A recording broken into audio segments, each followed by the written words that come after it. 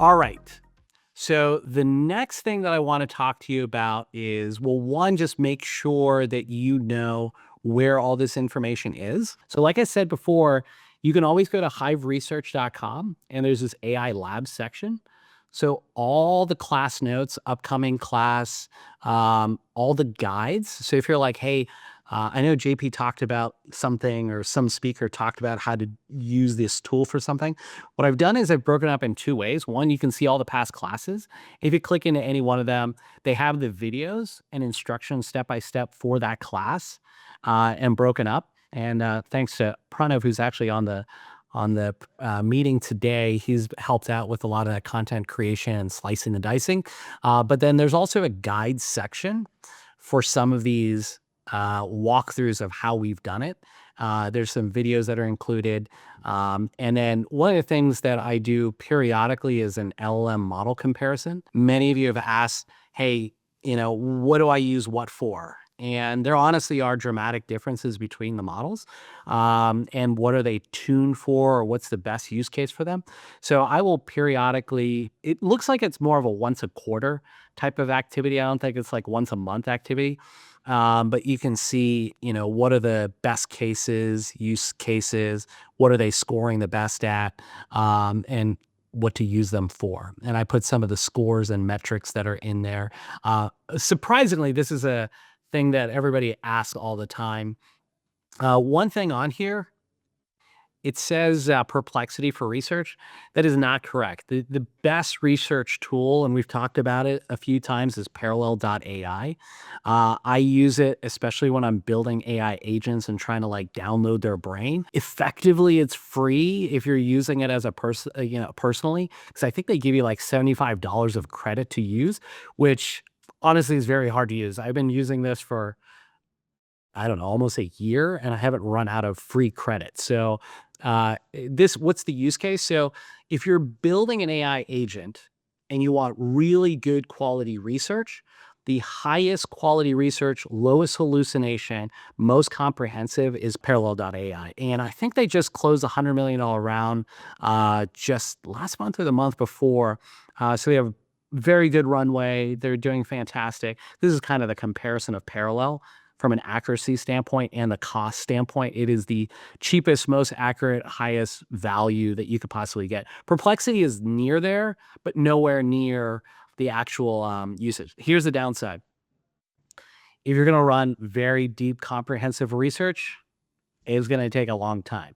So that is kind of the downside with any of the deep research models. But it's something that I think everybody should know. All right. So one of the things I've been doing each class is, for the first 15 to 30 minutes, is kind of give you a review of the basics. I wish the basics stayed the basics and nothing ever changed, but the reality is these tools keep on evolving.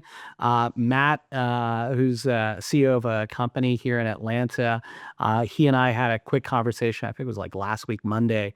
And the problem is, and this is this emotional problem, and I was talking to a bunch of other CEOs last week as well.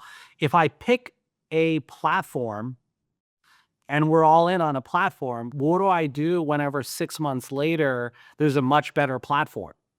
And I think Ben can address that a little bit later, but you want to do everything you can to abstract these concepts from the tool that you're using, because the reality is it's moving so fast that honestly, as an organization, if you have the flexibility and you're not some gigantic multi-100,000 person company that you can't move at all, if you want to actually get the ROI, you're going to have the flexibility to adapt to new systems.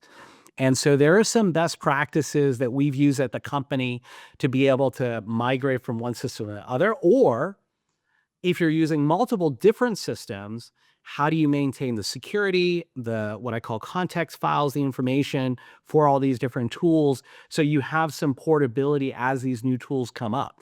And the reality is, I think every single class that I've hosted for over 6 months now, there's been new, better tools. And they're going to keep on changing. So that's just the reality of it. So Relevance is a Australian company. We talked about it briefly last week. And what I want to show you is how to build an AI agent. Now, before we build an AI agent, I'll show you kind of the interface here so you can create your own account. I think it's free account, so you can actually try it yourself. It's relevanceai.com. And they kind of have this whole idea that you have a workforce. And these are these AI agents to do work for you. And they have these different features. Now, many of you have used Dust.tt. I love Dust. I think it's a great interface. I think it's really smooth. I think it's very intuitive. I think it's pretty straightforward how they've designed it. But as far as tools that they have, and we'll talk a little bit about tools, it's limited. As far as connectivity to other applications that you probably are using in your company or organization, it's limited. And you have to be pretty good at developing the AI agent versus here, it actually uses AI to help you build your AI tool. So I think there's a lot of advantages if you've got team members or yourself and you're not used to how to use these kind of tools. It's very user-friendly, and there's a pretty easy on-ramp to actually using these different types of tools. So, there's also a lot of templates. They have an entire template ecosystem. Let me see if I go back here, back to the homepage. So if you go to the kind of homepage, there's this thing called Marketplace. So like myself and yourself, there's a lot of pretty common AI agents and tools and things that we do pretty consistently across all of our different companies. So they've created a marketplace where you can buy for pretty cheap. I mean, a lot of these are free, different AI agents that are already tuned and set up. Then once you get it, you can customize it for yourself.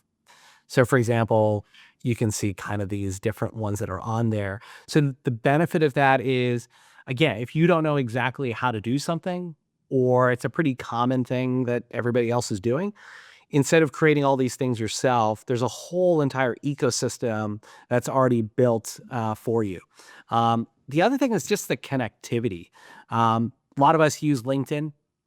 One of the things I've shown a lot of people is whenever I'm prepping for a meeting, I'm going to pull down, like yourself, as much profile info as I can before I go into a meeting. So if I know who's going to be in the meeting, I've got their LinkedIn info, I've got some notes maybe in a CRM, I've got some other profile information. You can actually pull all this stuff together and create an entire workflow. And I do that with some support. I don't do all these things fully automated. Mainly because like sometimes I'll meet an investor for an investment fund. Sometimes I'm going to meet somebody who's going to interview for a job. So just because they're a meeting, it doesn't mean that all the workflows are going to be identical. So you can kind of customize this within their ecosystem pretty easily. All right, so we'll go back to creating an AI agent. So let me go back here. I'm going to create an agent. Now, many of you asked, how do I get well, one, what is the purpose of an AI agent? Why can't I just use ChatGPT to just solve all my problems? Because like it seems to have all the answers and I could just put a generic information. We'll take the use case of law. So, I mean, not everybody's doing a patent. I went through the whole process of actually creating a patent AI agent that was trained on patent law. So the way I kind of look at it is like an LLM is really just focused on predicting the next word in whatever language. It could be a computer language, it could be a human language. And then from those words, it's going to try to predict the next paragraph. And from those paragraphs, it's going to predict the next area of information, right? What people are using an LLM for is a lot of search. So people are like, hey, what is this information? So they're trying to replace Google with an LLM. And in the early days, that was not what LLMs are used for at all. So and it's exactly not how they're designed. But a lot of these companies have done it more because they've seen that the use case people are using is like for search. Again, though, it is really just taking the context of the sequence of words that you've put in to predict what it is that you're trying to get out of that information, right?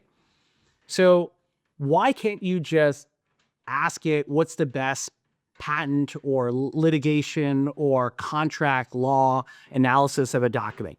You can it'll give you a pretty good answer. And I'm not saying that it's a complete lost cause and you need to do this for everything. But the more specialized and more expert that you want to get an answer for, the more you want to have an AI agent to focus on that as a specific output.